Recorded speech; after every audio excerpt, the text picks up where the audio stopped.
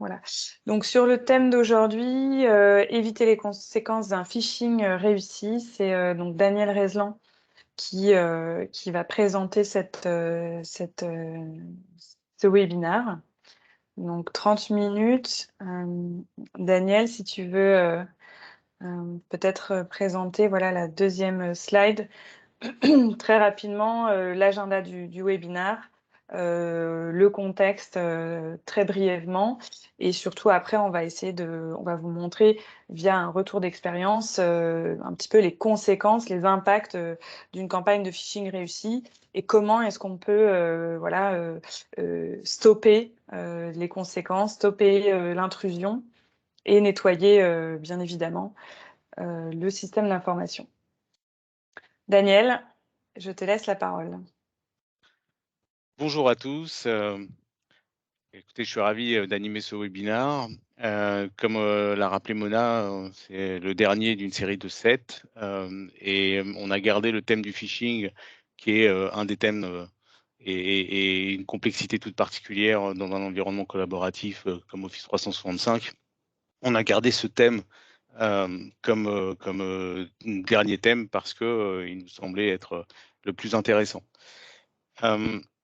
Le thème s'appelle donc le thème du webinaire sur les traces d'un hacker infiltré.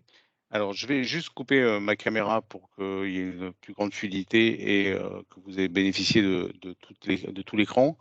Donc, le thème sur les traces d'un hacker infiltré, euh, c'est un point qui nous a semblé très essentiel. C'est que on a tendance à penser quand on pense phishing, on pense un compte compromis, un utilisateur qui a cliqué sur un lien et donc son compte a été compromis. Et en fait, derrière ça c'est vraiment le haut de l'iceberg. Il y a tout un ensemble d'actions et d'activités qui sont menées par le hacker pour pénétrer à l'intérieur du tenant. Et c'est ces points-là qui nous a paru très intéressants de présenter aujourd'hui. Alors, le phishing, très rapidement, hein, on a juste pris un chiffre parce que je pense que c'est pas la peine de présenter la dangerosité et les problèmes que les phishing peut apporter dans une entreprise et sur un tenant 365 tout particulièrement à cause des éléments du collaboratif, hein, donc qui rend plus compliqué la détection. Donc c'est un premier vecteur d'attaque, 80% dans les entreprises, selon le baromètre du Césin, et qui apporte évidemment dans les problèmes qu'il embarque, 30% de vol de données et dénail de service à 29%. Peut aussi évidemment conduire à la compromission des fichiers à travers des cryptolockers et autres systèmes. L'enjeu, et c'est vraiment là-dessus qu'on souhaite insister ce matin, c'est en fait c'est comprendre ce qui se passe une fois que la compromission est effective sur un ou n compte, détecter cette compromission le plus tôt possible, stopper la compromission une fois qu'elle a été détectée et nettoyer, qui est aussi quelque chose qu'on a tendance à oublier. C'est vraiment d'identifier tout ce qui s'est passé et toutes les activités qui ont été opérées pour pouvoir rendre le tenant clean une fois que le phishing a été détecté, identifié. Donc détecter, c'est quoi? C'est en fait, idéalement en quasi temps réel, un signal faible qui indique une compromission. Donc on le verra, on va rentrer dans le détail de toutes les opérations que l'attaquant peut exécuter une fois qu'il a compromis un compte sur le tenant. C'est comprendre les accès qu'il a effectués, les changements qu'il a opérés dans les structures du tenant Office 365, que ce soit au niveau du compte qui a été compromis ou au niveau, au niveau du collaboratif, sur tout ce qui est, par exemple, les groupes, euh, les groupes Office 365. Identifier les changements, identifier aussi les partages, donc les ruptures d'héritage qu'il a pu effectuer pour donner autorisation à d'autres comptes qu'il a lui-même compromis d'accéder à ces mêmes fichiers. Et enfin, donc nettoyer, le point essentiel, c'est identifier tous les déplacements latéraux et idéalement être en capacité de s'appuyer sur les sachants. Et les sachants, c'est les business owners.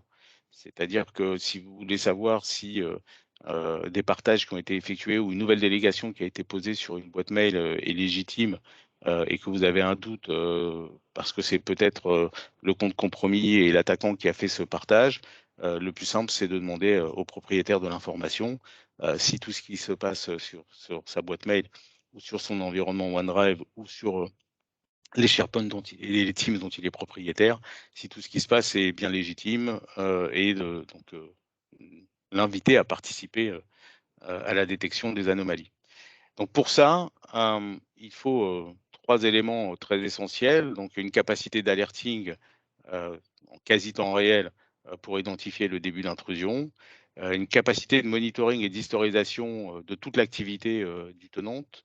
Donc c'est vraiment là, on parle de tracer à la fois l'activité quotidienne de tous les utilisateurs sur l'environnement, mais aussi l'activité sur les objets de configuration, donc les structures que Microsoft utilise pour autoriser les accès. Il faut aussi aller chercher les informations à l'intérieur de ces structures pour voir s'il y a eu des changements. Et enfin, on revient sur cette capacité de levée de doute qui, elle, peut être à la fois complexe, très consommatrice de temps, avec une volumétrie qui peut être assez importante. Et donc, c'est la capacité de s'appuyer sur les propriétaires. Peuvent-ils identifier, contribuer à l'identification de modifications sur leur environnement qui indiquerait qu'il y a quelque chose qui n'est pas légitime? Alors, si on rentre dans le détail, et donc ce qu'on va vous présenter est un retour d'expérience sur un audit qui a été opéré par la plateforme Idexi sur un grand compte, un compte à plusieurs dizaines de milliers d'utilisateurs. On va donc en fait, on a à l'issue de l'audit, on a identifié une campagne de phishing réussie, hein, donc on reviendra sur le thème, enfin, sur le mot réussi, qui compromet 23 comptes dans l'environnement Office 365. Donc ça, c'est un premier élément, c'est que dans une attaque de phishing, une des premières difficultés est bien évidemment d'identifier la totalité des comptes et on ne peut pas s'appuyer uniquement sur le fait que est-ce qu'ils ont cliqué sur le mail ou pas de mail de phishing qu'ils ont reçu, puisque comme on l'a présenté, il y a des notions aussi de déplacement latéral qui peuvent être opérés par l'attaquant une fois qu'il est rentré, et donc il faut identifier l'ensemble des comptes, y compris post-attaque. Donc l'attaque, elle s'est déroulée en 4 temps. Donc première étape, obtenir les accès. Deuxième étape, sur les 23 comptes qui ont été identifiés, on se rend compte qu'un certain nombre sont gardés en réserve. Donc ça, c'est un premier enseignement qui est très intéressant. C'est que l'attaquant ne va pas systématiquement utiliser tous les éléments dont il a à disposition. Là, en l'occurrence, il a sélectionné des comptes sur plusieurs pays et des comptes sur plusieurs organisations. Mais il n'a pas utilisé tous les comptes, probablement pour pouvoir revenir une fois détecté, peut-être corrigé au niveau des comptes, des premiers comptes utilisés, pour pouvoir revenir avec d'autres comptes. Le troisième temps de l'attaque, là encore, c'est un enseignement intéressant. Il a d'abord sécurisé les accès aux comptes avant de commencer à opérer des opérations d'exfiltration et des opérations donc, de compromission complémentaire. Donc ça, c'est aussi un élément très intéressant, c'est que il va utiliser tous les moyens à sa disposition dans l'environnement 365 qu'il connaissait très bien, pour pouvoir se sécuriser et donc revenir par plusieurs moyens. Donc, vous fermez la porte, mais il a ouvert un certain nombre de fenêtres pour pouvoir continuer à accéder aux informations et à opérer. Et une fois qu'il a sécurisé les accès aux comptes, donc l'étape 4, ça a été pour lui de se répandre dans l'entreprise, d'utiliser les comptes compromis comme vecteur d'attaque complémentaire à travers donc des campagnes internes de phishing, des partages de fichiers et de se donner des accès croisés aux différents éléments. C'est ce qu'on va voir juste après. Nous, on va s'intéresser aujourd'hui sur la partie 3 et 4. C'est pour ça qu'on parle bien d'une campagne de phishing réussie. Notre objet dans ce webinaire n'est pas d'identifier comment empêcher un phishing. Il y a d'autres solutions qui font très bien ce genre de choses. Nous, on se place post-attaque réussie et donc élément de compromission opéré par le hacker qui a réussi à rentrer dans le tenant. Et ça, donc quels que soient bien évidemment les vecteurs d'attaque que l'attaquant a utilisé. Ça peut être du brute force, ça peut être du keylogger, ça peut être du man in the middle ou à travers des fichiers de mots de passe qui sont dans les bases de données. Donc, étape numéro 3, sécuriser les accès aux comptes compromis. Les accès aux comptes compromis sur l'environnement 365, la première chose qu'on a constatée, c'est la messagerie. En fait, il a, à travers l'ensemble des dispositions qui sont proposées par Microsoft dans le cadre sur une boîte mail, il a utilisé l'ensemble de ces dispositions. Alors ça veut dire quoi? Ça veut dire que comme il avait un accès en tant que propriétaire à la messagerie, du fait de la compromission du compte, la première chose qu'il a faite, c'est qu'il a paramétré un nouveau device et il a donné une autorisation de type OAuth à une application qu'il avait développée lui-même pour un accès complet à la messagerie. Donc, sur la partie device, 2 opérations, une configuration en ActiveSync, donc pour recevoir tous les mails sur son propre téléphone, et cette autorisation à une application qui, elle, est permanente dans le temps. La deuxième chose, c'est que il a commencé, puisqu'il avait donc sur les 23 comptes compromis, il a utilisé 4 comptes dans un premier temps et il a s'est donné des délégations croisées à chacun de comptes. Donc chaque compte a donné 3 délégations aux 3 autres comptes compromis, de manière à pouvoir accéder à l'ensemble des messageries, quel que soit le compte utilisé.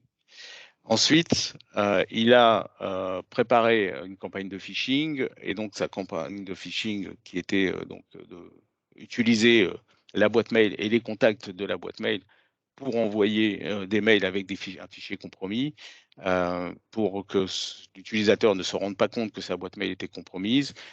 Il a d'une part évidemment forwardé les messages sur un Gmail personnel, mais il a surtout aussi créé une inbox rules qui détruisait des mails avec un objet particulier qui était l'objet qu'il utilisait lui-même pour sa campagne de phishing. Donc, création de 2 règles d'inbox rules qui sont apparues dans l'espace des 4 utilisateurs qui ont été compromis. Et à partir de là, il a été en mesure de pouvoir déclencher, quand il le souhaitait, sa campagne de phishing. Mais il ne s'est pas contenté de la messagerie. Ensuite, il s'est intéressé à tous les espaces collaboratifs.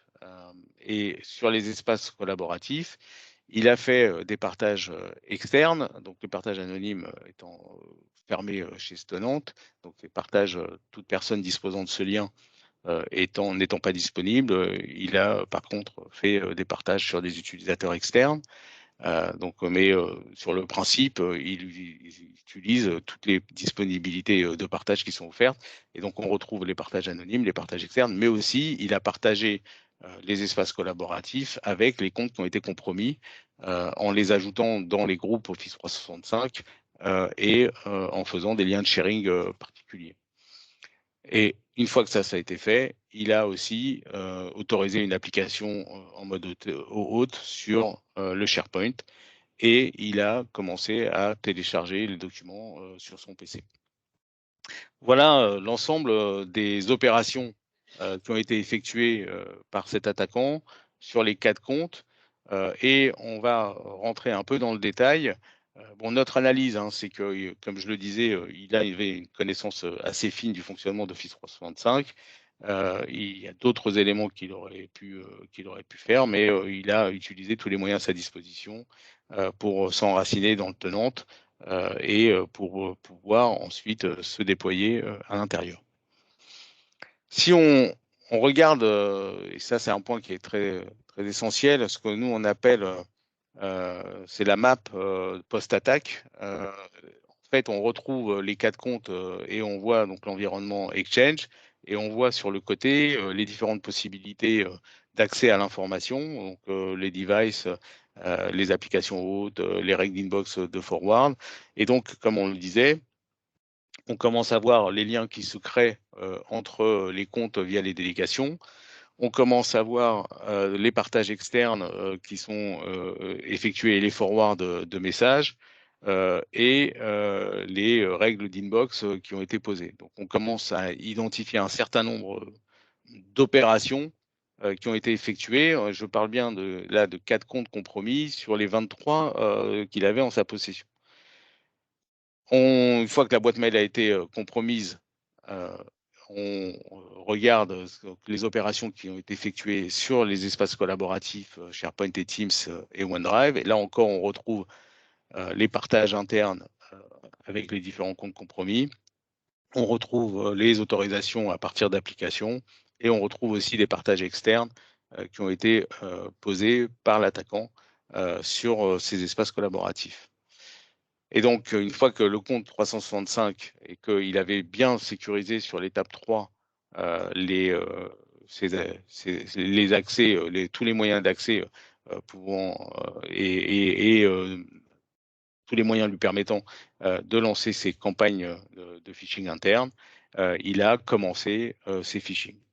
Et donc, quand on regarde, c'est ça la cartographie complète des interactions post-attaque, on voit que sur 4 comptes, pour identifier l'ensemble des opérations qui ont été effectuées par l'attaquant et pour nettoyer ces éléments, eh bien, il faut disposer d'une capacité d'analyse extrêmement fine pour retracer toutes les étapes qui ont été mises en place. Et sachant que, bien évidemment, ici, vous avez la cartographie de tout ce qui a été fait par l'attaquant euh, de manière illégitime, mais qu'en même temps, vous allez devoir identifier à travers toute l'activité normale des utilisateurs qui, eux, ont continué à travailler normalement. Et donc, il va falloir identifier à travers l'ensemble de ces opérations qu'est-ce qui est légitime et qu'est-ce qui ne l'est pas. Si le système de détection et d'alerting qui a été évoqué en entrée pour détection d'un signal faible était opérant, eh bien, on aimerait pouvoir revenir en arrière, un fast forward, fast reward, pardon, de manière à pouvoir être alerté à la première opération de déplacement latéral effectuée par le compte compromis, c'est-à-dire le premier partage anonyme ou la première règle d'inbox qui a été créée sur le premier utilisateur pour identifier au plus tôt et au plus vite qu'il y a une compromission. Et donc, c'est un des éléments très essentiels de l'analyse pour détecter et remédier le plus rapidement possible à une campagne de phishing réussie. Alors, c'est intéressant parce que là, je vous montre la kill chain et effectivement, on retrouve dans la kill chain exactement ce qu'a fait l'attaquant. Donc, la préparation de son attaque pour rentrer, l'intrusion avec le phishing, mais derrière, la capture, l'exploitation, la découverte, qui est vraiment le point qu'il a mis en place, la propagation, qui est un élément qu'on a identifié aussi à travers les partages croisés, et ensuite de ça, à la fin seulement, l'exécution où il a commencé à effectuer ces opérations massives de compromission complémentaires en envoyant, encore une fois, à travers les boîtes mail des comptes compromis, des messages au contact avec une pièce jointe virusée. Et donc, encore une fois, sur ces éléments-là, la détection, la réaction et la restauration sont des éléments très essentiels qu'il faut être en mesure de mener sur votre tenante Office 365. Alors, si on voit ce que IDEXI aurait pu apporter, et donc apporte chez tous les clients chez qui nous sommes installés, je vais basculer sur la plateforme de monitoring et d'alerting d'IDEXI pour vous montrer un certain nombre d'éléments. Donc, c'est une plateforme qui s'intéresse aux accès, aux droits, au partage sur les environnements Office 365 en mode hybride. Et cette plateforme a une capacité, vous voyez ici la page alerte de la plateforme, a une capacité d'alerter en quasi temps réel sur des signaux faibles qui sont détectés. Alors, pourquoi on parle de signal faible? On parle de signal faible parce que la plateforme démarre par une phase d'apprentissage qui va durer entre 4 et 6 semaines. Et à l'issue de cette phase d'apprentissage, on va établir un profil pour chaque ressource protégée et pour chaque utilisateur. Ce profil va être la whitelist de toutes les opérations qui sont effectuées et de toutes les interactions entre l'utilisateur et les autres utilisateurs de l'entreprise. Et on va s'appuyer sur ce profil pour identifier une opération inhabituelle, un accès ou un usage inhabituel de cet utilisateur. Et on va être en capacité, la plateforme, d'alerter en quasi temps réel, de l'ordre de quelques minutes, que quelque chose d'anormal se produit. Le quelque chose et pouvant être soit, on va le voir, une règle d'inbox ou un nouveau partage ou un accès depuis un endroit totalement inhabituel, euh, euh, qui se produit sur le tenant. Donc j'ai quelques exemples pour retracer les opérations que l'attaquant a effectuées. J'ai pris quelques exemples ici.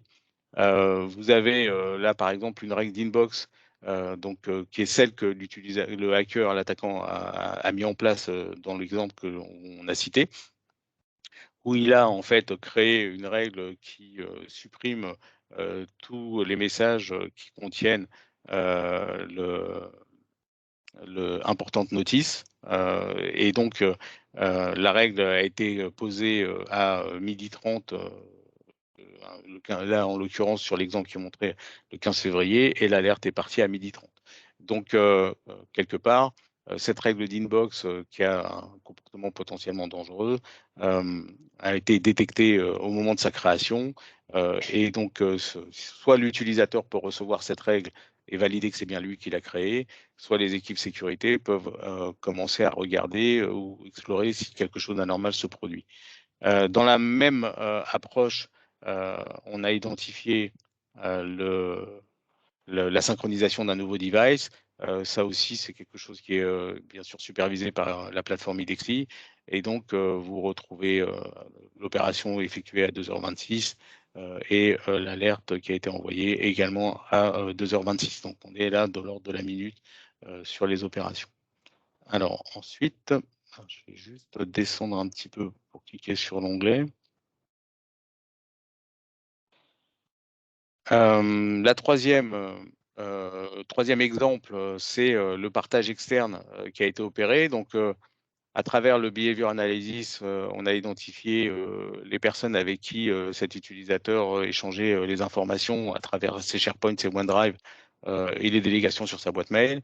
Et on a identifié qu'il y avait un nouveau partage qui nous semblait illégitime.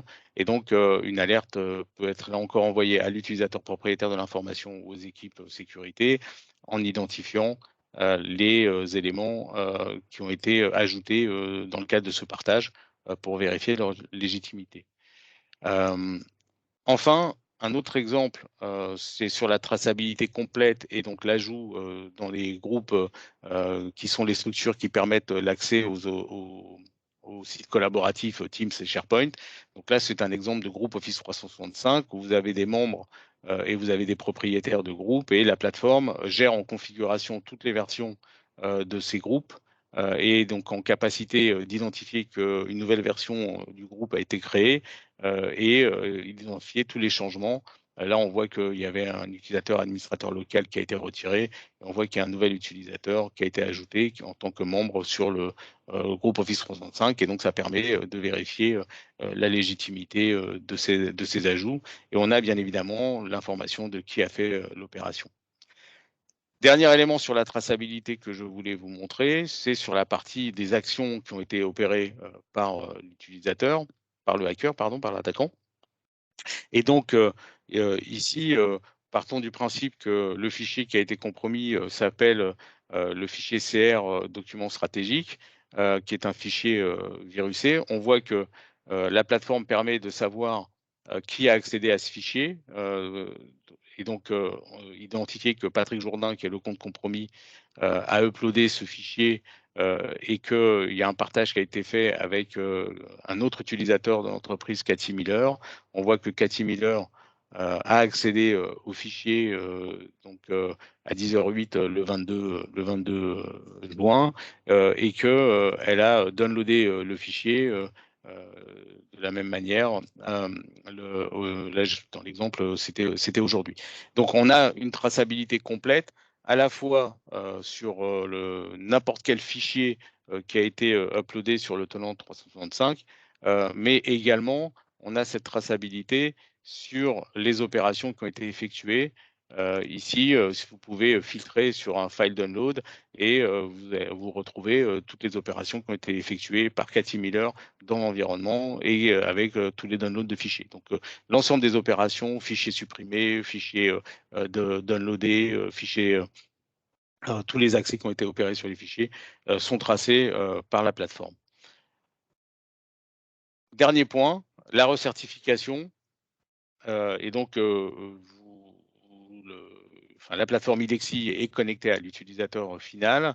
Elle a la capacité d'envoyer des informations à l'utilisateur final et l'utilisateur a la capacité d'enrichir la plateforme de sécurité avec ses réponses. Il a même la capacité de remédier par lui-même à un certain nombre d'éléments qu'il souhaite corriger à travers donc un dashboard interactif qui est disponible via un site web est accessible à travers un lien, également accessible à travers un lien SMS ou à travers notre application smartphone.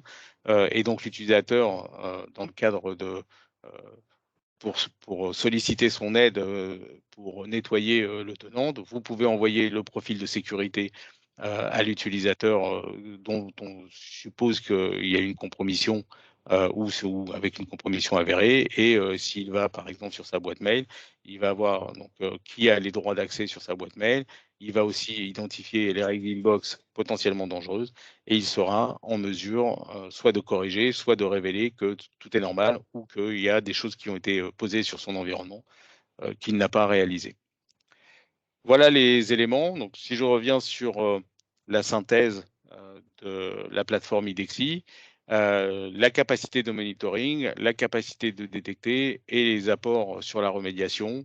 La plateforme IDEXI est une plateforme où toute l'activité de votre tenante est enregistrée, mais uniquement l'activité, on ne parle bien que de métadata, et qui fournit des capacités d'interaction avec les utilisateurs propriétaires des informations pour qu'ils puissent participer à l'effort de sécurité.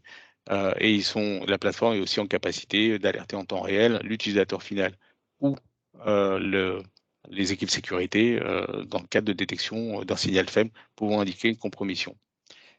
Voilà, Mona, j'ai terminé. Donc, je vais arrêter là. Te redonner la main sur la conclusion finale. Super, merci beaucoup Daniel pour cette présentation.